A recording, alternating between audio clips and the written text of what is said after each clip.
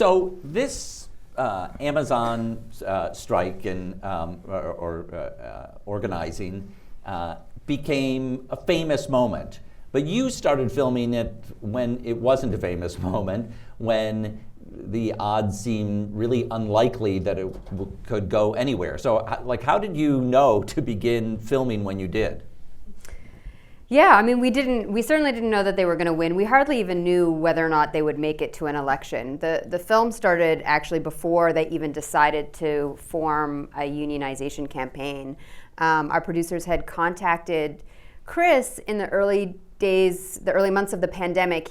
People might remember this, he was in the news briefly for having led a walkout at this Amazon facility to protest the company's lack of COVID precautions, and then was fired.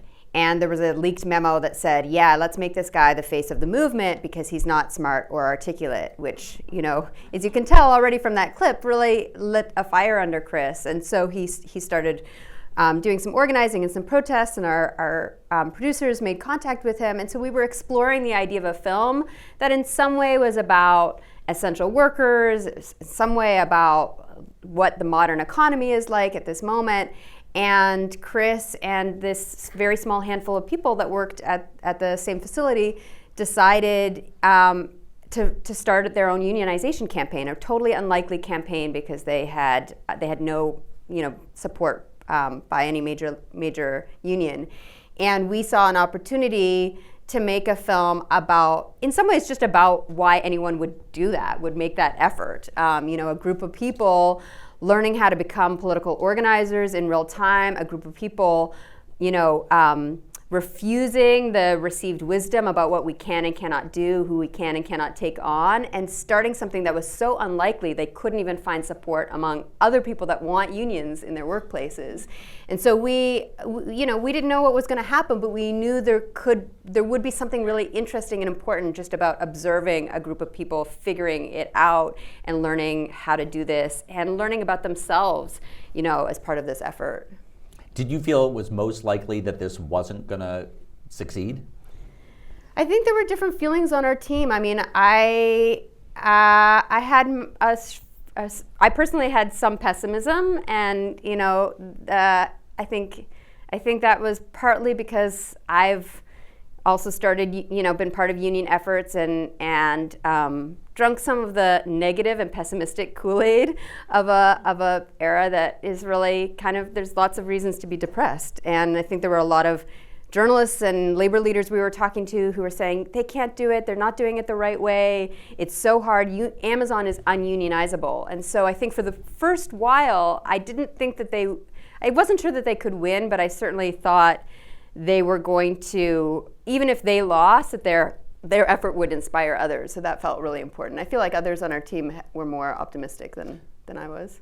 Yeah, I mean, I thought it was pretty remarkable, right? Watching them day in and day out set this tent up. There were small, I think, bits of information that you would glean that over the course of 100 days, 200 days, 300 days of filming with them and watching them wage this campaign, in all weather, day or night, and this feeling that when people just refuse to give up and refuse to not sit up at the tent and refuse to not, talk to their workers, it really felt like something was going to happen. Like win or lose, it became clear that they were absolutely intent on becoming a catalyst for some kind of change, regardless. That in many ways they started talking about themselves as a union already, whether or not they were certified for an election, whether or not they won the election, whether or not now Amazon shows up 2.5 years after they have been defeated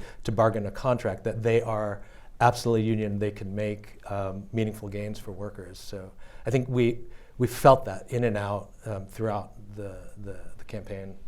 Now, one of the things that we see in this clip is the kind of messiness of organizing. I mean, you see people who with different strategies, and it comes up in other times in the film, and you follow Chris Smalls pretty closely, but you also follow people who are critics of his approach. And I wonder if you can talk about the way you were approaching the messiness of the process.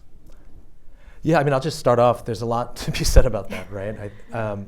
I think we have seen too many documentaries that attempt to kind of like either create the Wikipedia entry of the story or create kind of tidy, clean narratives. And if anything, the labor movement has been rife with struggle, especially now in a moment of like the highest decline in union density.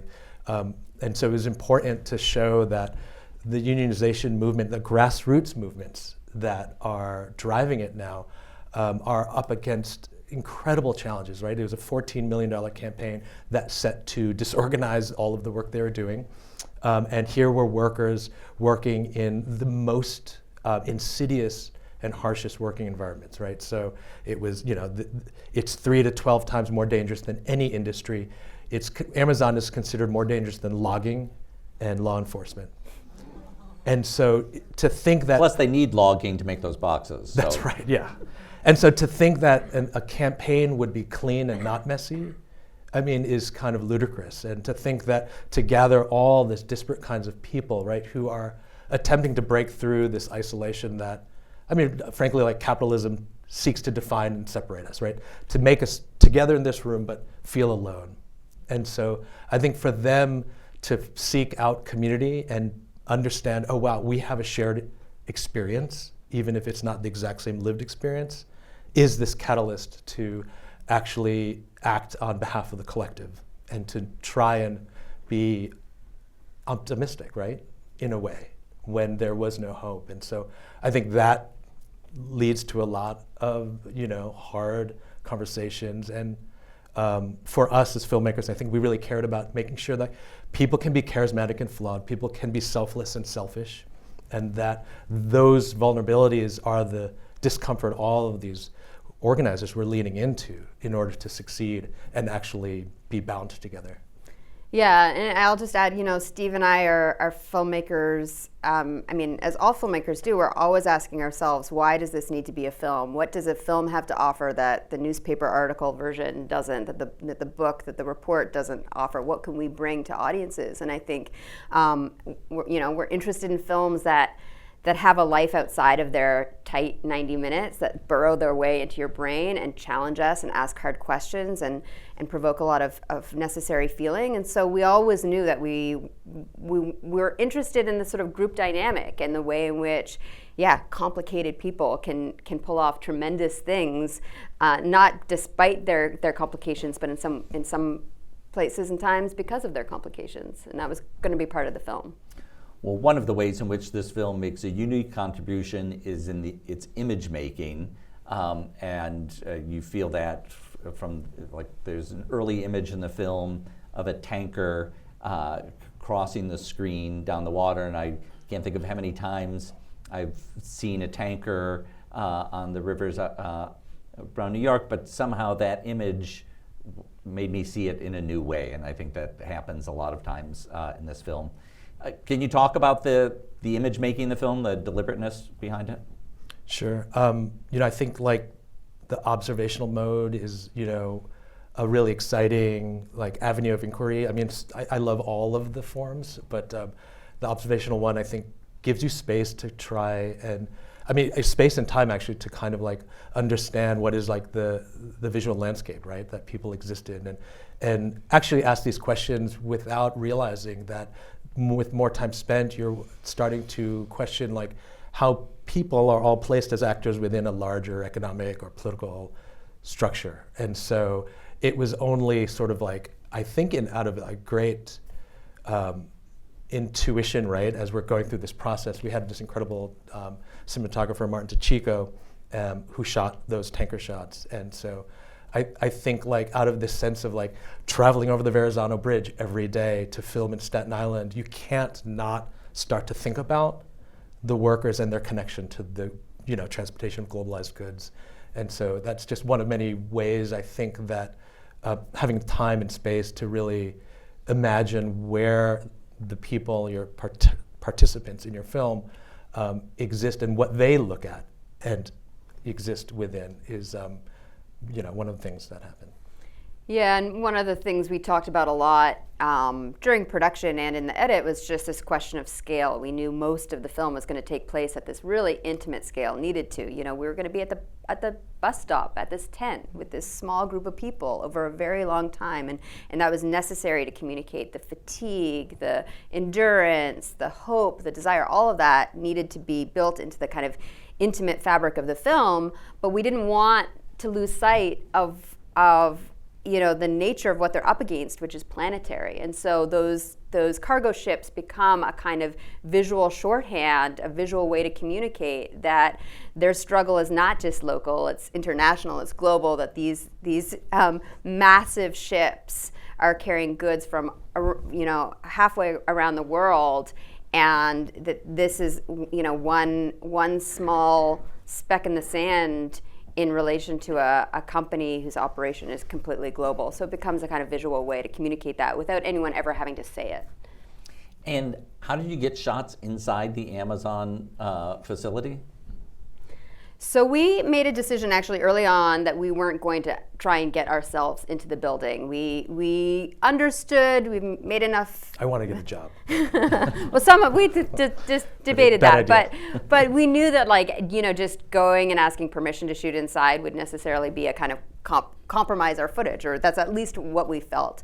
And you know, so we were really lucky in that because of it's part of their struggle, workers themselves were starting to document. You know, they were making videos, posting them on social media. This is something also new that they were doing, because up until the pandemic, workers were not allowed to bring their phones inside. They had to put them in the locker. So it was a concession during the pandemic that workers would even have phones. And then our worker organizers started to do all this documentation, and so we treated them as collaborators, and we, you know, we licensed footage from workers who were taking their own footage.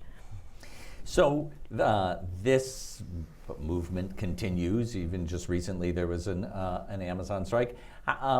What's your perspective on where this movement is going, and how has the film kind of been part of that for people as an educational tool or a motivational tool? You know, I mean, it's no accident, I think, that for a story about workers who have existed for decades as part of the invisible working class would be in a film that has been rendered commercially invisible, mostly. And so I think that, you know, like it's our work to bring the film to the workers that, and the organizers, you know, writ large, that care about this issue, this idea that, you know, energetically, when you find and connect with your community and find common cause, anything is possible, not to be corny, but I think they proved it, right? With a $120,000 crowdfund, they beat a $14 million campaign. And so I think that speaks, you know, dramatically to this idea that, you know, just a couple of weeks ago during peak season, leading up to Christmas, it was announced that when Amazon refused yet again to show up at the bargaining table, you know, they were going to strike. And so workers in not just New York, 2 buildings here in New York that we filmed with, but in Georgia and Chicago and Illinois and California, thousands of workers showed up to strike. And so they saw this not as like the first in a terminal series of moments to force the negotiation, but like as a recruitment moment to demonstrate to Amazon, look, when we just decided to strike for 5 days, look how many people show up and stand by for more. Yeah, and you know, I think it's clear from the film that Steve and I came to this film out of a sense of solidarity with this struggle, not just because we believe, you know, in the inherent value of workers' rights and dignity, but also because we think that worker rights are necessary to a functioning democracy. And I think that we continue to feel like that. And I think, you know, there's a lot of trepidation about what's going to happen in just a couple days. And a lot is going to change around labor law and the NLRB. But in some ways, the genie's out of the bottle. I mean, this is why Chris was like being talked about by the company brass in this meeting. There's an understanding that like worker struggle is contagious, that seeing one group of people win this victory when they weren't supposed to continues to be inspiring, and I personally, I don't see any kind of diminishment to worker struggle in the coming months or years, hopefully. Well, it's a film for the ages. I thank you very much for the film, and I thank you for being here today. Thank Brett you. Story and Stephen Mang. Thanks so much.